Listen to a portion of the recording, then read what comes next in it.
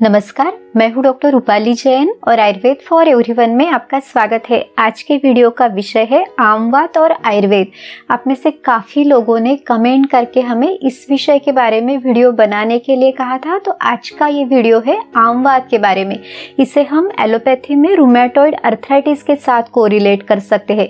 जोड़ों से संबंधित जितनी भी बीमारियां हैं तो उसमें सबसे ज़्यादा तकलीफ देने वाली, लंबे समय तक चलने वाली, यहाँ तक कि उस व्यक्ति की नॉर्मल एक्टिविटीज़ को भी डिस्टर्ब करने वाली अगर कोई बीमारी है तो वो है आमवात। इसमें आप जितनी जल्दी ट्रीटमेंट करेंगे उतना अच्छा रिजल्ट मिलेगा। जब बीमारी बहुत ज़्यादा क्रॉनिक हो जाती है यानी जब पुरानी हो जाती है तो ट्रीटमेंट का रिजल्ट मिलने में भी समय लगता है। तो इस वीडियो में हम आमवात की पूरी जानकारी लेंगे। तो इस आमवात के पॉजिटिव फैक्टर्स यानी इसके होने के कारण क्या है, आयुर्वेद के अनुसार इसका असर शरीर के किन किन दोषों पर पड़ता है, यहाँ तक कि इसकी जो संप्राप्ति बताई गई है यानी जो पैथोफिजियोलॉजी है वो क्या है, अलग अलग अवस्थाओं में हमें क्या क्या लक्षण दिखते हैं। आपको अगर खुद को इस बीमारी से बचाना है तो किन किन चीज़ों को आपने अवॉइड करना है, इसमें कौन से परहेज का पालन करना है, यानी पथ्यापथ्य उसमें बताया गया है तो वो क्या है, यहाँ तक कि इसमें घरेलू इलाज क्या है, आयुर्वेदिक चिकित्सा क्या है, पंचकर्म क्या क्या है। तो ये पूरी जानकारी हम इस वीडियो में लेंगे। पूरी जानकारी के लिए वीडियो आखिर तक ज़रूर देखिए और अगर आपने हमारे चैनल को सब्सक्राइब नहीं किया है तो वो भी ज़रूर कीजिए।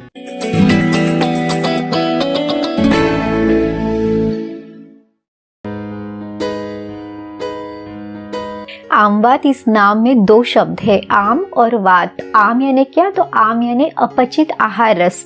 जो खाना हम खाते हैं उसका जठराग्नि के द्वारा अगर ठीक से पचन नहीं हुआ तो ये अपक्व आहार रस शरीर में उत्पन्न होता है और इसे ही आम कहा जाता है। और दूसरा जो शब्द है वो है वात। तो अगर शरीर में ये वात दोष बढ़ता है, प्रकोपित होता है तो उसकी गति भी बढ़ती है। तो जब उसकी ये गति बढ़ती है तो इस आम को वो अपने स्थान से हटाकर उसको दूसरी जगह लेके जाता है। तो जो कॉमन साइट्स है वो है जोड़ यानी हमारे जॉइंट में जहाँ पे साइनोवियल फ्लूइड है यानी ये कफ का स्थान है, तो वहाँ पे ये जो वातदोष है बढ़ा हुआ तो ये आम को लेके जाएगा। तो आयुर्वेद में इसे कोष्ठ से शाखा में गति बताई गई है। तो ये जो साइनोवियल फ्लूइड है यानी जो जॉइंट्स है हमारे वो कफ का स्थान है, तो वहाँ पे ये जो आम दोष है ये जाके संचित होगा और वहाँ पे बीमारी को उत्पन्न करेगा। अगर यह आम दोष बहुत ज़्यादा बढ़ा हुआ है यानी ये बहुत ज़्यादा एक्सेसिव है और वात की दृष्टि भी बहुत ज़्यादा है तो ये सिर्फ जॉइंट्स तक ही नहीं रहेगा बल्कि ये शरीर में भी और जगह पे जाके वहाँ पे भी उसका असर दिखाएगा। तो पूरे शरीर में भी इसके कारण लक्षण दिख सकते हैं। यहाँ तक कि ये बाकी दोषों को भी, जैसे पित्त है या कफ है, उनको भी दूषित करेगा। तो इस तरह से हमें पूरे शरीर में इसके लक्षण दिखेंगे। यहाँ तक कि शरीर के अन्य स्रोतों में यानी जो सूक्ष्म चैनल्स है तो उसमें भी इसके कारण हमें बाकी लक्षण भी दिखाई देंगे। आयुर्वेद में आमवात के उत्पन्न होने के कारण भी बहुत डिटेल में बताए गए हैं। तो सबसे पहला और सबसे इम्पोर्टेंट जो कारण है वो है विरुद्ध आहार। विरुद्ध आहार के भी बहुत सारे प्रकार बताए गए हैं। विरुद्ध आहार यानी जो खाना हमारे लिए अच्छा नहीं है, हमारे लिए सूटेबल नहीं है, तो इस तरह से जो खाना है वो, तो इसमें भी अलग अलग जैसे प्रकार है। इसमें देश विरुद्ध यानी आप जहाँ पे रहते हैं तो उसके हिसाब से अगर आपका खाना नहीं है, या फिर देश विरुद्ध है, काल विरुद्ध है। काल विरुद्ध यानी जो मौसम चल रहा है यानी जो ऋतु है, जो सीजन है, उसके हिसाब से अगर आप आपका खाना नहीं लेते हैं। या फिर मात्रा विरुद्ध यानी जितनी क्वांटिटी में लेना चाहिए उतना नहीं लेते, उससे बहुत ज़्यादा कम या बहुत ज़्यादा लेते हैं। या फिर संयोग विरुद्ध, जो कॉम्बिनेशंस आप लेते हैं फूड आइटम जो है तो उसको अलग अलग तरीके से आप कंबाइन करते हैं। या संस्कार विरुद्ध यानी जो खाना बनाने की प्रोसेस है वो गलत तरीके से है। या अग्नि विरुद्ध यानी जितनी आपकी भूख है, जैसा आपका अग्नि है उसके हिसाब से अगर आप खाना नहीं लेते, तो इस तरह की सभी चीजें हमारे अग्नि को मंद करती है, उसको कम करती है। और आयुर्वेद में स्पष्ट रूप से बताया गया है, रोगाः सर्वे अपि मंदाग्नौ, यानी अगर आपका ये अग्नि मंद होता है तो शरीर में बहुत सारी बीमारियां उत्पन्न हो सकती है। अब हम इस विरुद्ध आहार के कॉमन एग्जाम्पल्स देखते हैं। अब देखिए, जैसे अगर आपका खाना आपके भूख के हिसाब से नहीं है या फिर आपके खाने में बहुत ज़्यादा अनियमितता है, यानी समय आपका सही नहीं है, कभी कभी आपको भूख भी नहीं है, पहले खाया हुआ पचा भी नहीं है, फिर भी आप खा लेते हैं, या फिर खाने में बहुत ज़्यादा हेवी चीज़ें जो पचने में हेवी है या जिसमें बहुत ज़्यादा स्निग्धता है, तो ऐसी चीज़ें अगर आपके खाने में है, जैसे दही है, दूध से बने बहुत ज़्यादा आइटम्स आप सेवन करते हैं, या फिर जैसे पनीर है, चीज़ है, या फिर तली हुई चीज़ें हैं, तो इन चीज़ों का आपके खाने में समावेश है। यहाँ तक कि जैसे नया गुड़ है, या फिर दूध में ही जैसे दूध के साथ आप फल लेते हैं, जैसे मिल्क शेक्स है, या फिर दूध और नमकीन चीज़ें आप साथ में लेते हैं, दूध और नॉनवेज आप लेते हैं, या फिर कोई फास्ट फूड है, जंक फूड है, बेकरी के आइटम्स है, जैसे ब्रेड है, पाव है, या उड़द की दाल वगैरह आपके खाने में बहुत ज़्यादा है, या फर्मेंटेड है, जैसे इडली, डोसा, ढोकला, तो ये सभी चीज़ें जो है वो हमारे अग्नि को दूषित करती है, और फिर अग्नि के दूषित होने के बाद ही शरीर में ये अपक्व आहार रस, जिसे आमदोष कहा जाता है। आपकी कुछ फिजिकल एक्टिविटी भी बीमारी के इस प्रोसेस को बढ़ा सकती है। जैसे अगर आपने बहुत हेवी खाना खाया है जिसमें बहुत ज़्यादा स्निग्धता है या फिर तली हुई चीज़ें हैं, तो इस तरह का खाना खा के अगर आप तुरंत फिर एक्सरसाइज करते हैं, व्यायाम करते हैं, तो ये भी एक कारण हो सकता है। इसके अलावा आयुर्वेद में वेग धारण बताया है, यानी जिन वेगों को रोकना नहीं है, जैसे मलमूत्र का वेग है, यानी यूरिन या स्टूल का वेग है, तो इस जैसे वेगों को कभी भी रोकना नहीं है। यहाँ तक कि जो लोग रात को बहुत ज़्यादा समय के लिए जागते हैं और सुबह बहुत लेट उठते हैं या फिर दिन में भी सोते हैं, तो उनके शरीर में भी जो दोषों का बैलेंस है वो भी बिगड़ता है और अग्नि भी विकृत होता है। अब हम आमवात के लक्षणों के बारे में देखते हैं। तो इनिशियल स्टेज में, यानी शुरुआत की अवस्था में, हमें कुछ अलग लक्षण दिखते हैं। तो ये क्या क्या है? तो इसमें सबसे पहला बताया गया है दौर्बल्य, यानी थकान महसूस होना, वीकनेस फील होना, दौर्बल्य। इसके बाद गौरव, यानी हेवीनेस शरीर में फील होना, या फिर ये हेवीनेस आपको चेस्ट रीजन में या कार्डियक रीजन में भी फील हो सकता है। इसके बाद है कि अंगमर्द, यानी शरीर में कहीं पे दर्द फील होना, या फिर जैसे अरुचि है, यानी भूख न लगना, खाना खाने का मन न करना, या तृष्णा, यानी जैसे प्यास बहुत ज़्यादा लगना, या फिर आलस, यानी जैसे किसी काम करने का मन न करना, आलस लगना, तो ये भी लक्षण दिखाई दे सकते हैं। इसके बाद जो मेटाबॉलिज्म है, यानी जो आपका डाइजेशन है वो ठीक तरह से न होना, ज्वर, यानी हल्का हल्का अंदर से बुखार लगना, तो ये सभी लक्षण शुरुआत की अवस्था में हमें दिखाई देते हैं।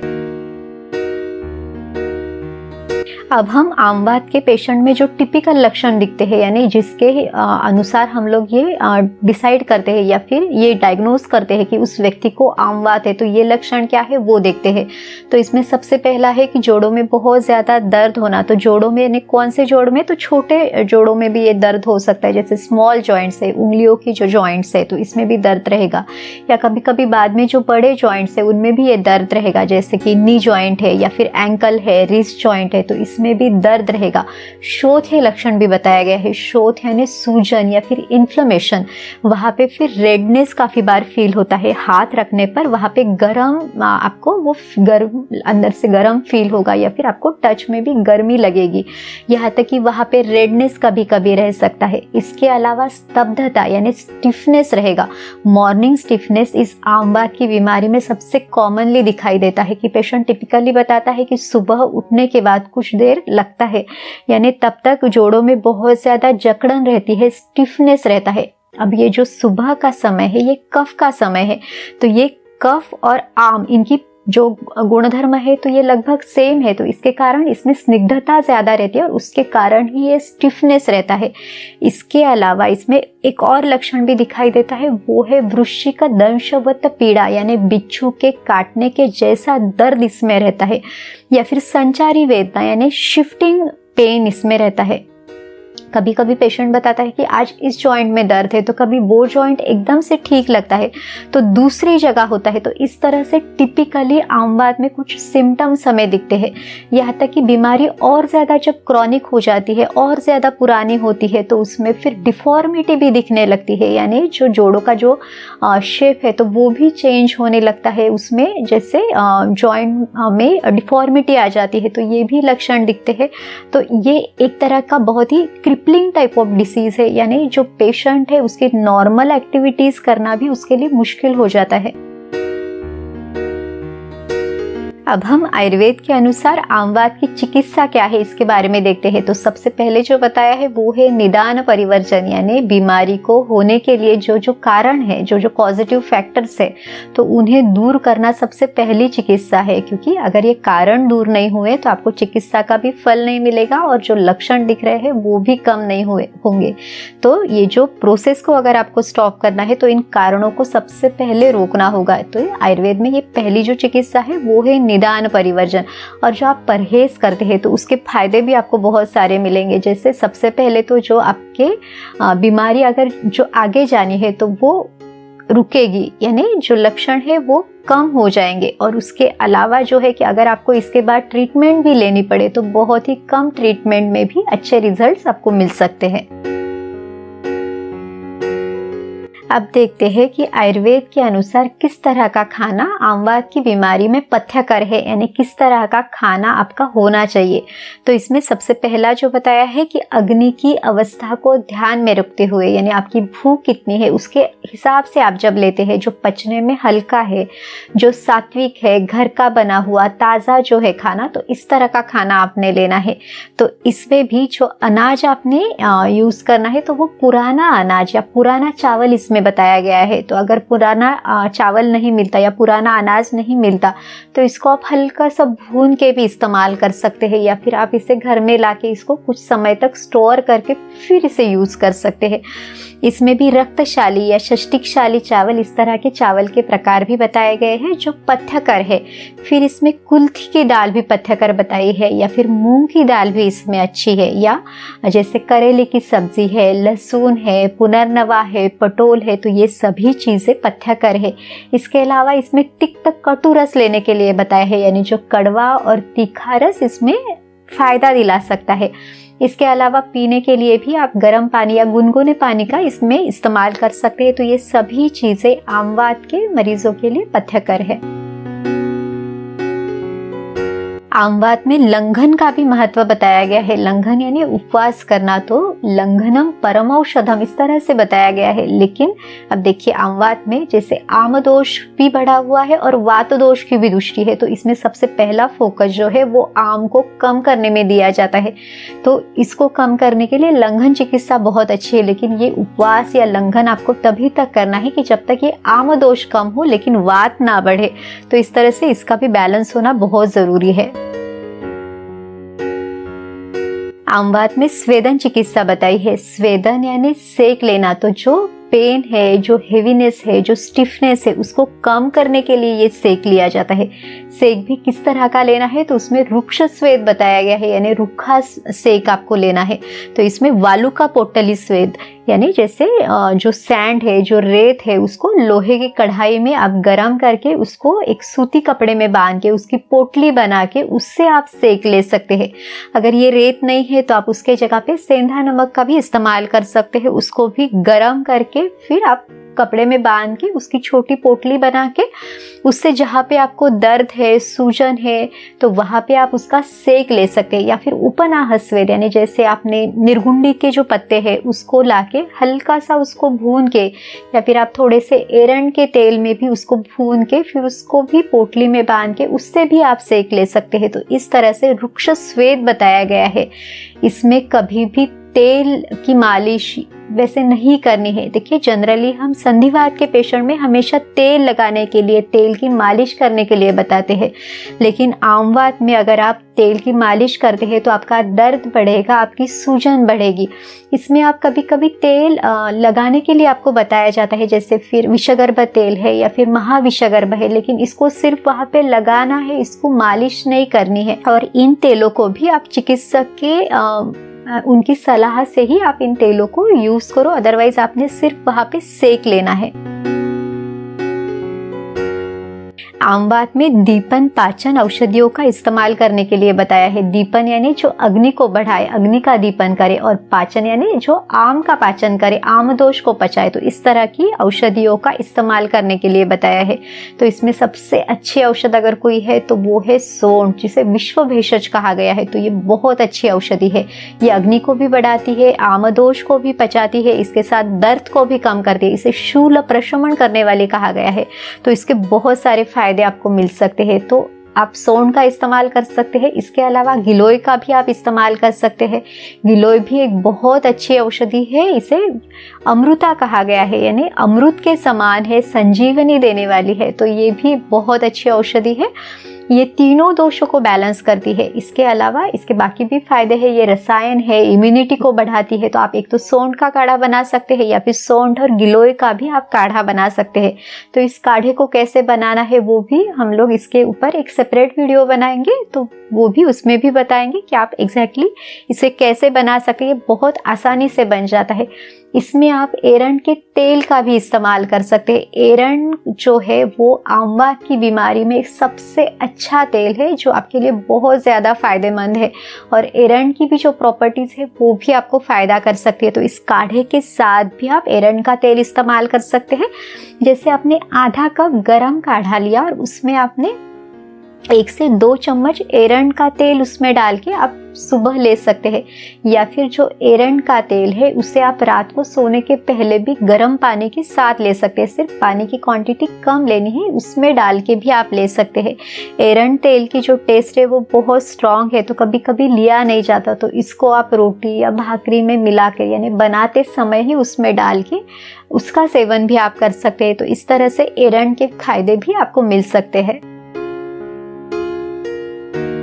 आमवात में लेप चिकित्सा भी बताई गई है, यानी जो लोकल एप्लीकेशन है वो भी इसमें आप कर सकते हैं। तो इसमें अलग अलग ऑप्शंस है। जैसे एरंड के तेल में आप जैसे शुंठी का जो पाउडर है, सौंठ का जो पाउडर है, उसको रात भर आप मिला के रख सकते हैं और फिर सुबह इसे हल्का गर्म करके जहाँ पे आपको दर्द है, सूजन है, वहाँ पे आप लगा सकते हैं। या फिर सौंठ का पाउडर आप उसमें थोड़ा सा पानी डाल के उसको पका के उसका लेप भी आप वहाँ पे कर सकते हैं। या फिर और भी कुछ औषधियाँ हैं जो लेप के लिए आप इस्तेमाल कर सकते हैं, जैसे शतपुष्पादि लेप वगैरह है, तो उसका भी इस अवस्था में अच्छा रिजल्ट हमें मिलता है। आमवात में पंचकर्म चिकित्सा भी मदद कर सकती है, जैसे विरेचन चिकित्सा है या फिर बस्ती है, तो इसका भी फायदा मिल सकता है। तो ये आम को भी कम करने में मदद करेगी, अग्नि को बढ़ाएगी, वातानुलोमन यानी वात दोष को सही दिशा में जाने के लिए मदद करेगी। लेकिन जो भी पंचकर्म चिकित्सा है वो आयुर्वेद चिकित्सक की निगरानी में और उनके मार्गदर्शन से ही करना ज्यादा उचित होगा। आमवात की चिकित्सा में आयुर्वेद में अलग अलग औषधि कल्प भी प्रयोग में लाए जाते हैं। तो इसमें अलग अलग काढ़े हैं, जैसे फिर शुंठी क्वाथ है या पिप्पल्यादि क्वाथ है, शुंठी गुड़ुची क्वाथ है, या फिर दशमूल काढ़ा है। तो इस तरह से अलग अलग काढ़े इस्तेमाल किए जाते हैं। या तक कि जैसे आमवात्यारी रस है, या फिर त्रिफला गुगुल है, अमृतादि गुगुल है, सेहनाद गुगुल है। तो ये सभी औषधियाँ बहुत अच्छी है। इनसे जैसे आम दोष जो है तो उसका पचन होगा, अग्नि का दीपन होगा, यानी अग्नि अच्छा रहेगा। फिर ये जो आपका दर्द है उसको कम करने में मदद करेगी। शोथहर यानी सूजन को कम करेगी। शरीर में जो कफ दोष और वात जो बढ़े हुए हैं तो उनको भी कम करेगी। लेकिन चिकित्सा लेते समय हमेशा अपने नज़दीकी आयुर्वेद चिकित्सक की सलाह से ले, क्योंकि जब भी चिकित्सा दी जाती है तो आपकी जो व्याधि है तो उसकी अवस्था किस तरह की है, उसकी प्रॉपर हिस्ट्री लेके ही जब दवाई दी जाती है तो वो सही मायनों में वहाँ पे उसके रिजल्ट भी आपको दिखाई दे सकते हैं। तो इस तरह से आज के वीडियो में हमने आमवात इस बीमारी की पूरी जानकारी ली है। उम्मीद है इस बीमारी को आयुर्वेद के दृष्टिकोण से जानने में ये वीडियो आपकी मदद करेगा। अगर आपको ये वीडियो अच्छा लगा तो लाइक, शेयर और सब्सक्राइब कीजिए। फिर मिलेंगे अगले वीडियो में।